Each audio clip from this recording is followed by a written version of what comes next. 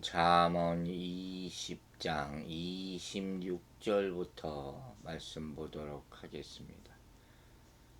어제 올린 말씀이 이 녹음이 뒷부분이 안 됐어요. 저도 몰랐는데 나중에 요즘 컴퓨터가 오래되다 보니까 그런 일이 생긴 것 같습니다. 자, 오늘은 잠언 20장 26절부터 27절까지 말씀 보겠습니다. 지혜로운 왕은 악인들을 키질하며 타작하는 바퀴를 그들 위에 굴리느니라. 사람의 영혼은 여호와의 등불이라. 사람의 깊은 속을 살피느니라. 26절을 보면 지혜로운 왕은 악인을 키질하며 타작하는 바퀴로 그 위에 굴린다. 이 무슨 말씀인지 아시겠어요? 공동번역을 보면 뭐라고 해놨냐면 지혜로운 임금은 나쁜 사람을 갈라세우고 탈곡기를 굴려 짓바순다. 이렇게 얘기하고 있거든요. 키질은 뭔지 아시죠? 알곡과 가라지를 가른다는 의미를 가지고 있어요. 그래서 마지막에 있는 심판을 상징하죠. 타작하는 바퀴라는 것은 서너 개의 바퀴가 달려있는 소가 끄는 탈곡기를 의미하는 말이에요. 심판을 따라 악인에게 주어질 형벌을 의미하고 있는 그런 말이라 볼 수 있어요. 이렇게 오늘 말씀은 악인을 정확히 구별해내어서 징계하는 재판관으로서의 왕의 모습을 곡식을 거두어 들인 후에 타작하고 키질하는 일에 비유한 거예요. 이게 굉장히 엄정함이 요구되는 그런 일이죠. 선과 악을 구별하는 거니까. 이제 좀 더 자세히 보면 이런 얘기예요. 먼저 상반절에서는 지혜로운 왕은 악인을 키질한다 그랬잖아요.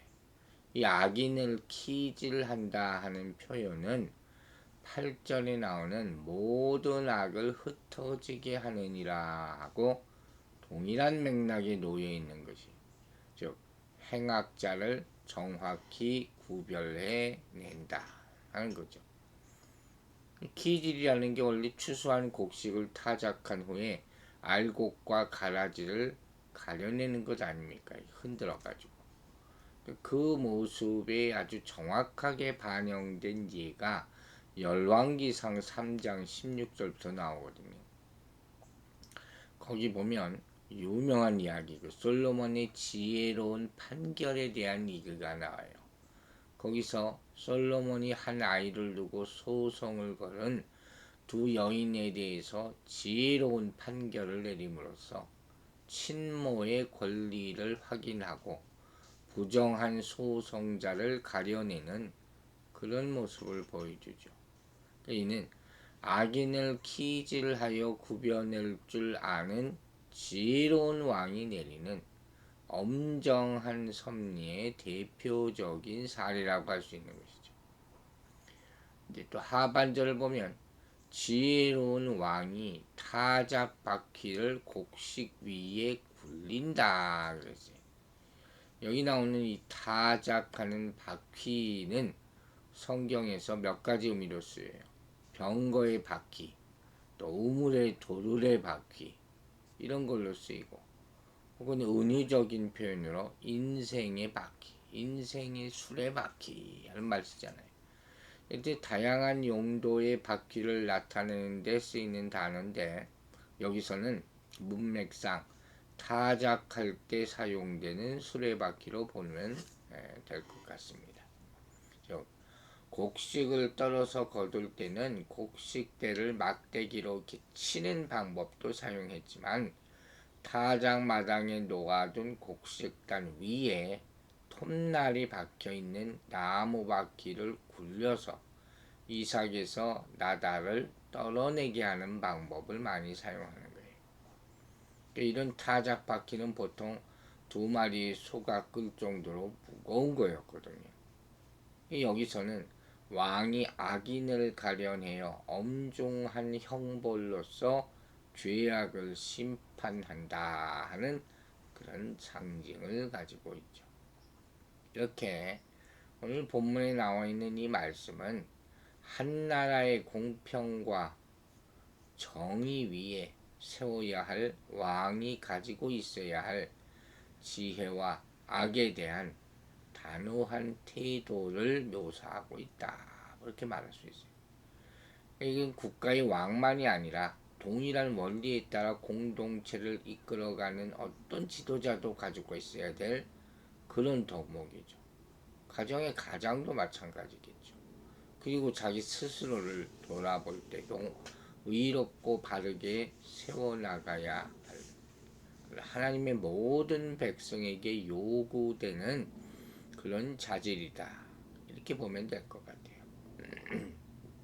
그리고 이처럼 지혜로운 지도자가 되기 위해서는 또 지혜로운 지도자가 되어 정의롭고 공정한 나라를 세우기 위해서는 악에 대한 단호함과 엄정함이 반드시 필요하다는 거예요. 그러기 위해서 악인을 구별해서 징계할 수 있는 분별력이 있어야 하죠.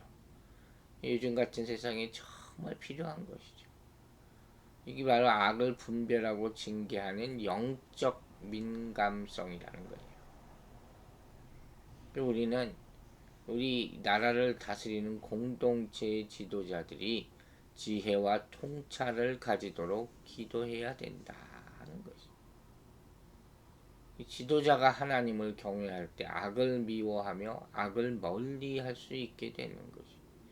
요새 한국이 대통령 선거철이라고 정치인들이 이런저런 얘기들 하고 종교단체 여기저기 다 다니는 걸 보는데 그거 누가 봐도 다 쇼하는 거죠. 믿음이 있어서 하는 짓들이 아니죠. 그게 참 안타까운 거예요. 지혜로운 자는 두려워하여 악을 떠나나 어리석은 자는 방자하여 스스로 믿는다. 14장에서도 얘기하지 않았습니까? 꼭 명심해야 되는 것이죠. 또한 공동체도 마찬가지죠. 선한 일과 악한 일을 분별할 줄 알아야 돼요. 늘 선한 것을 추구하도록 공동체가 그렇게 아예 딱 세워져 가야 돼요. 하나님은 악을 용납하지 않으시고 철저히 분리해 제거하신다는 믿음을 가지고 있는 공동체. 그래서 그 공동체가 악한 관행이나 인습이 완전히 없어지도록 결단해야 되는 거예요. 그것을 위해서. 그리고 항상 하나님의 지혜를 구하는 그 일을 하기 위해서. 분별력을 갖기 위해서. 그렇게 하는 공동체가 되어야 할 것입니다. 27절은 이제 크게 두 가지로 나눠 생각해 볼 수 있어요. 하나는 대부분의 영어 성경이나 아니면 지금 한글 개역 성경에도 이렇게 나와 있는데 어떻게 풀이했느냐? 사람의 영혼이 하나님께서 주신 등불로서 사람의 내면의 비밀한 것을 살피고 안다는 거예요. 영혼이 하나님의 등불이라는 거예요. 그게 우리 안에 있다는 거예요. 욥기 32장 8절 보면 이런 말씀이 있죠. 전능자의 기운이 사람에게 총명을 주시나니. 고린도전서 2장 11절에는 사람의 사정을 사람의 속에 있는 영 외에는 누가 알리요.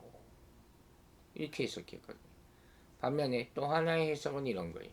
여호와의 등불이 사람의 내면을 샅샅이 비춰서 사람을 완전하고 철저하게 안다. 이렇게 해석하는 거죠. 이러한 해석은 표준 세번역에도 나와 있어요. 주님은 사랑의 영혼을 훤히 비추신다. 또 공동번역에는 주님의 등불은 사람의 영혼을 살펴보신다. 주님이 보시는 관점이죠. 이 두 해석이 다 틀린 게 아니에요. 이 말씀은 두 가지 해석 모두를 시사한다고 볼 수가 있죠. 즉 하나님은 인간 내면을 샅샅이 아시는 거죠. 또 그 하나님이 불어넣으신 영으로 말미암아 인간은 자기 자신을 알게 된다. 안과 밖에서 우리를 보게 하시는 거죠. 여기 나오는 영혼은 뭐겠어요? 창세기부터 나오는 그 영혼이에요. 바람, 호흡.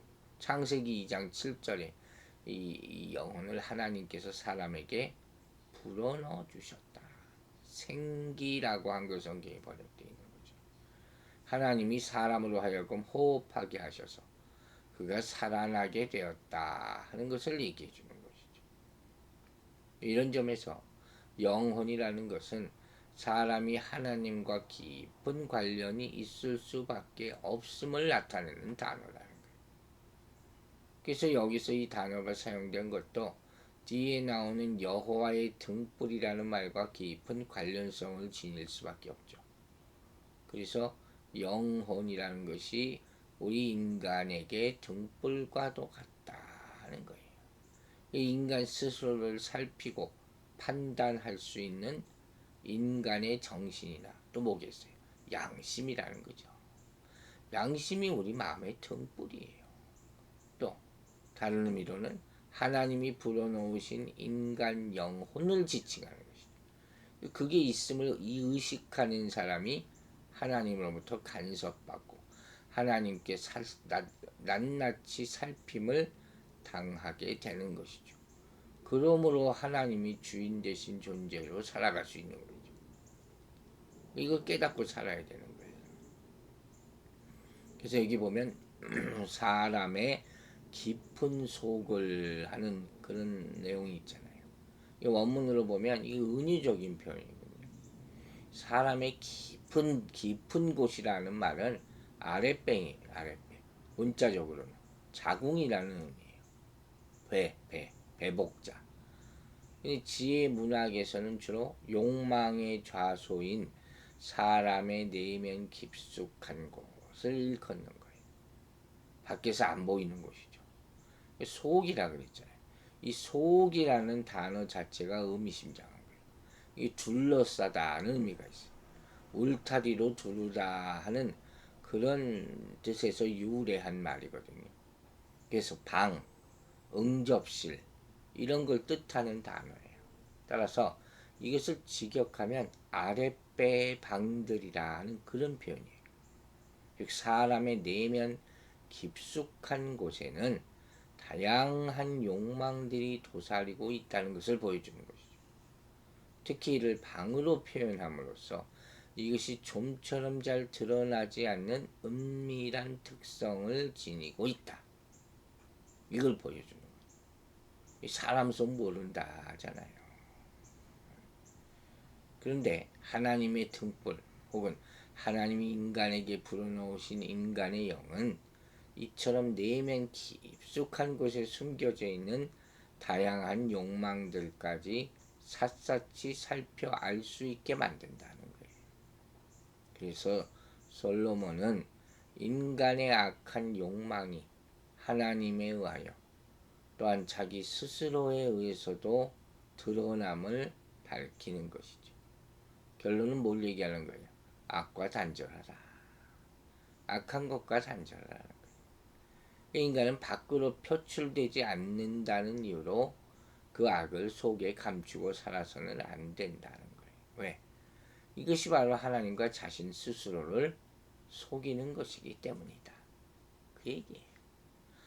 사실 이 과학적인 분석으로는 아무리도 파악할 수 없는 것이 인간의 자라는 거죠. 그 엑스레이 찍어 나오겠습니까? 영혼이라는 것이 보이겠습니까? 그러나 그게 내적으로 살아있는 존재잖아요. 이 영원한 신비죠.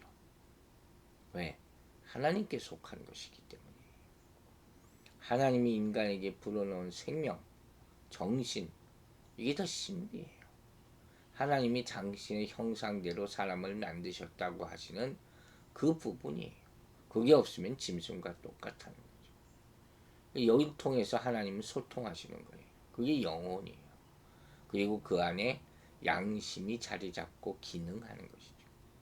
그래서 하나님은 언제 어디나 계시는 분이지만 무엇보다도 인간 안에 그 신성을 넣어주시고 그것이 죄로 인하여 망가진 후에는 예수 그리스도의 영이신 성령으로 다시 거하게 되는 거예요. 그러므로 항상 우리는 우리 영혼을 두려움과 떨림으로 보살펴야 한다 하는 것이죠. 사실 오늘 이 말씀은 우리에게 굉장히 큰 도전을 주는 거예요. 왜냐하면 외면적으로는 아무런 결격 사유가 없는 것 같이 살면서 또 법에 저촉되지 않게 살아가는 그런 사람들 많기 때문이에요. 그게 오히려 쉽게 느껴질 수도 있어요. 오늘날 이 사회에서 많은 것을 가졌다 하면서 높은 명성과 명예를 가졌다거나 권세를 가졌다고 자랑하는 사람들은 스스로 자신의 법에 대해서 깨끗하다고 다 생각하고 주장해요. 하지만 실제 세상 법의 잣대로 볼 때 결격 사유가 없는 사람이 어디 있어요? 다 문제투성이죠. 특히 정치인들. 그러나 여러분, 사람의 눈과 귀는 속일 수 있고 법의 감시망은 교묘히 피해갈 수 있을지 모르지만 영혼을 꿰뚫어 보시고 심령 깊숙한 곳까지 감찰하시는 하나님의 눈은 결코 피해갈 수 없다는 거예요. 그리고 그분은 바로 우리 생명과 죽음을 결정하시는 심판자 되심을 잊지 마시기 바랍니다. 이렇게 볼 때 우리는 단지 세상 법과 윤리, 도덕에 위배되지 않는 삶을 살았다는 것만이 우리 자랑이나 공로가 될 수 없어요. 왜냐하면 하나님께서 판단하시는 것은 이런 가시적인 조건이 아니기 때문이라는 거예요. 그렇게 바울 사도가 너희는 이 세대를 본받지 말고 오직 마음을 새롭게 함으로 변화를 받아 하나님의 선하시고 기뻐하시고 온전하신 뜻이 무엇인지 분별하도록 하라. 로마서 12장 2절에서 말씀하신 것이죠. 여러분, 우리가 의식해야 될 건 세상의 눈이 아니에요. 실정법도 아니에요. 오직 하나님의 선하시고 기뻐하시고 온전하신 뜻이 무엇인지 분별하고 욕심뿐만 아니라 마음조차 거룩하게 구별하여 철저하게 하나님의 합당하게 살게 되는 우리의 모습이 되기를, 그래서 부끄럽지 않게 되기를 주의 이름으로 축원합니다. 기도하겠습니다. 아버지 하나님, 우리 인생이 하나님의 눈에 보기에 합당한지 오늘도 돌아보며 시작합니다. 우리가 감춘다고 감출 수가 있겠습니까? 무엇보다도 우리의 죄됨, 거짓됨, 악한 것들, 우리 마음 깊은 곳에 숨겨져 있는 것들이 주의 빛으로 말미암아 다 드러나게 하여 주시옵소서. 그래서 회개하는 심령으로 하루를 시작하고 용서해 주신 하나님께 감사하는 심령으로 하루를 마치게 하여 주시옵소서.